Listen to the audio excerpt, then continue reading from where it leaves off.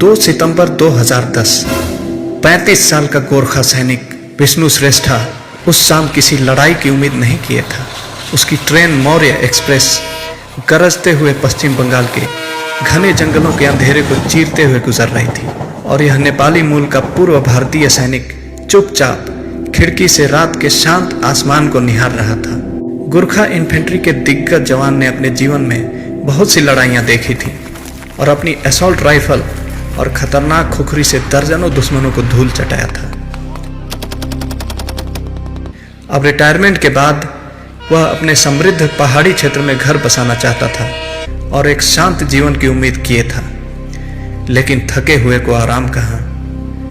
आधी रात के समय ट्रेन का शक्तिशाली इंजन अचानक रुक गया, जिससे सभी यात्री जग गए।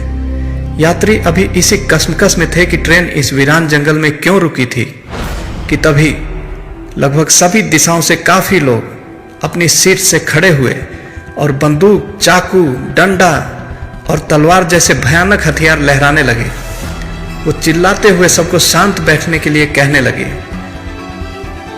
जैसे इतना ही काफी न था, साइड डोर से दर्जनों हथियारबंद डकैत घुस गए और जबरदस्त लूटपाट शुरू कर दी। इस खतरनाक परिस्थिति में विष्णु श्रेष्ठा शांत बैठा रहा, चुपचाप, यहां तक कि जब डकैतों ने उसका पर्स छीना तब भी वह चुप रहा, एक सच्चे बहादुर की तरह। वह जानता था कि यह उसकी लड़ाई नहीं थी, बस चंद रुपयों के लिए जिंदगी दांव पर लगाना सही नहीं था। लेकिन तभी कुछ ऐसा हुआ जो उसकी बर्दाश्त के बाहर था। 18 वर्ष की एक खूबसूरत लड़की श्रेष्ठा के बगल में बैठी थी। डकैत जब उसकी सीट के पास पहुंचे तो लड़की को पकड़ने लगे। डकैतों के सरदार ने लड़की का शर्ट फाड़ दिया और लड़की मदद के लिए चिल्लाई।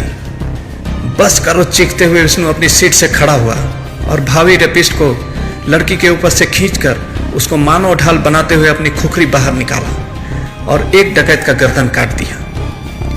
अगले 15 मिनटों तक विष्णु ने ट्रेन की पूरी बोगी में दौड़ते हुए उन डकैतों को काटना, घोंपना और फाड़ना जारी रखा। उसने पेन से थोड़े से बड़े हथियार खुखरी से 40 खूंखार डकैतों को नाको चने चबवा दिया। 3 डकैत मारे गए, 8 घायल हुए और बाकी दुम दबाकर भाग गए। इस दौरान विष्णु को बाएं हाथ में तलवार से गंभीर चोट लगी। ट्रेन अगले स्टेशन पर पहुंचाई गई। वहां से विष्णु को अस्पताल पहुंचाया गया और अब वह पूरी तरह से स्वस्थ है। सभी मृत और घायल डकैतों को पुलिस लेकर गई। डकैतों के पास से 40 सोने के नेकलेस, 200 सेलफोन, 40 लैपटॉप और 6 लाख रुपए बरामद हुए। विष्णु श्रेष्ठा को टेम्परेरली अनरिटायर करके प्रमोशन दिया गया। भारत सरकार ने डकैतों के ऊपर रखा गया इनाम भी विष्णु को सौंपा। उसको जीवन भर हवाई टिकट और रेल टिकट पर छूट दिया गया। उसकी असीम साहस, बहादुरी और फर्ज के प्रति निष्ठा के लिए भारत सरकार ने उसको सेना मेडल से नवाजा। दिलचस्प बात यह है कि उस लड़की की फैमिली ने विष्णु को 4 लाख का इनाम देने की बात की, पर विष्णु ने यह कहते हुए मना कर दिया कि युद्ध में दुश्मनों से लड़ना मेरे सैनिक होने का फर्ज है, ट्रेन में डकैतों को धूल चटाना मेरे इंसान होने का फर्ज था।